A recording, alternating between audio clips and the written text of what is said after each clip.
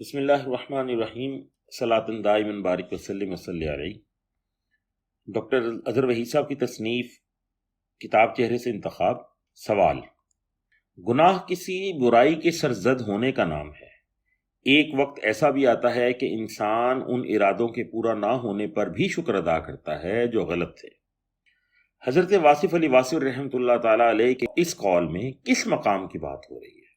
جواب: یہ مقام تو نہیں، یہ تو اس کے فضل کی داستان ہے، اور اس کے فضل کا ایک باب تزکیہ ہے۔ تزکیہ نیکی کا ذوق پیدا کرنے کا عمل ہے۔